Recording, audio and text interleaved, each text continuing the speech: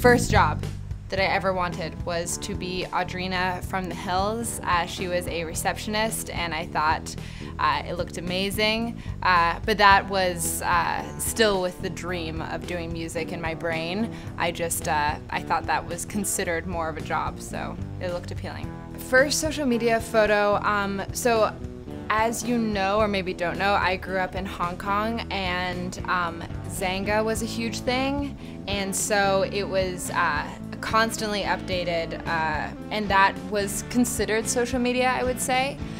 So the first photo, I mean, was probably like, you know, oh wait, I'm forgetting. Sorry, I'm totally forgetting. MySpace. Oh my gosh. It was a photo from above my head. I had black eyeliner on, and I was just like looking up at the camera, and I was wearing a skull t-shirt that I wore every single day, and I wore pink Converse that had, you know, my friends' names written on them, just so people knew. And yeah, so probably the emo photo for sure. I had a lot of things written. I also had a lot of quotes and lyrics and, you know, all of that. It was all the lying is the most fun a girl can have without taking her clothes off. I was like, I didn't know what to do with like my sexuality. I was so aroused by like this amazing song. It was so good. And it is funny, like there was this thing that resurfaced, and it was a photo of Panic at the Disco when that song was released, and they were like so sweet and so nerdy looking. And every girl went crazy, and I was one of them. It's kind of a rite of passage that the minute you land in Japan, you go to a karaoke bar, and so that's what my family did. And it wasn't a weird thing that I was in a bar when I was 4 for some reason, and my dad got up and sang Frank Sinatra, and I just saw just this joy and excitement and light in his eyes, and I just wanted a part of it, and so that was my earliest memory. I'm really ratchet. Like I don't know, I don't really care about these things. I just remove the hair. I mean, last night I found a pair of pink leopard underwear behind a door in like a hotel room that I was showering in. And I just like, you know, picked it up, took it somewhere else, you know.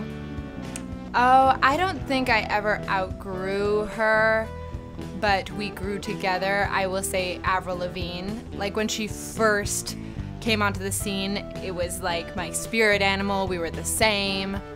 And then she got older, and when she started wearing pink, you know, I all of a sudden was like, I don't know if we're the same anymore. So I think maybe that was maybe a little outgrowing, but still, it's still hard to say. Try a Little Tenderness by Otis Redding. It was the 90s, so it appeared in a few iconic movies that I can't think of right now, but I just remember whenever my mom and dad had people over, they were just dancing and singing that song, and there was something about it that just you know, brings back really happy memories for me.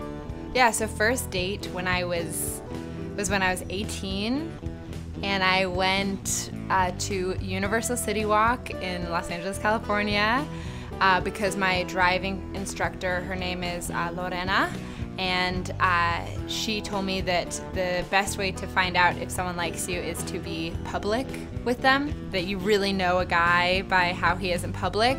So she was like, take him to the City Walk and see how it goes. And so we went to the City Walk, and I had Panda Express, and I watched a scary movie. It was a jumpy one. I specifically picked a jumpy one because I wanted him to be like, oh my god, I have to grab her hand. Like, oh my gosh, I wanted to like give him all the resources to make it a successful date. So it was a jumping one. It was a jumping one. Something like The Reckoning or like The Awakening, or, you know, we were together for 6 years. Yeah. Yeah. So Panda Express, wow, does wonders. Probably my sister. She is my best friend, and so my first thought when I wake up is, oh, I wonder how she slept. She's on the road with me right now, so I'm just I don't know, maybe that's a weird answer, but that is generally my first thought.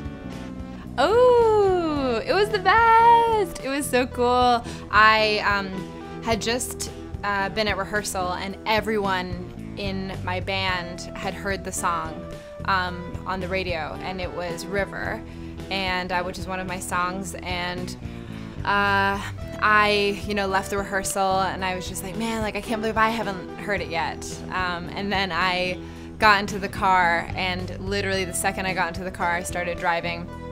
It started playing, and I realized it was a huge safety issue, because you want to film, you want to FaceTime your dad, you are driving though, so I pulled over. A lot of beeping happened. They obviously didn't know it was me on the radio, all the other drivers didn't know, but yeah, it was a really amazing experience.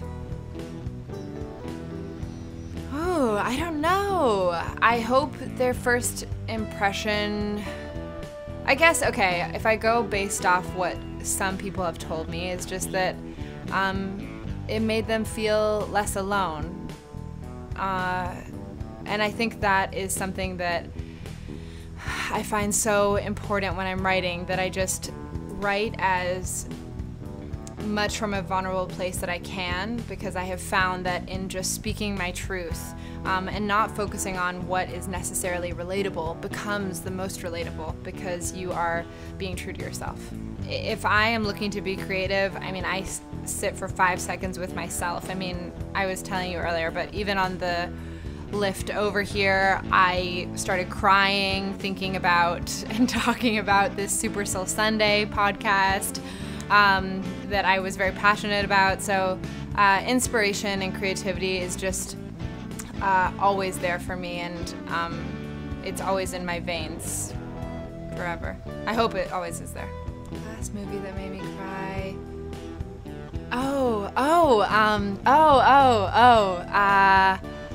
Call Me by Your Name. Oh, woo. I have watched that movie so many times. I even bought it on Apple just to have on my computer, just for when I want to watch it again. I originally watched it on a plane, thinking it was something light to watch, just because visually it's just so beautiful and so aesthetically pleasing, that I thought it would be something light. But oh my gosh, I don't want to give any spoilers, but just the final scene, it just blew me away.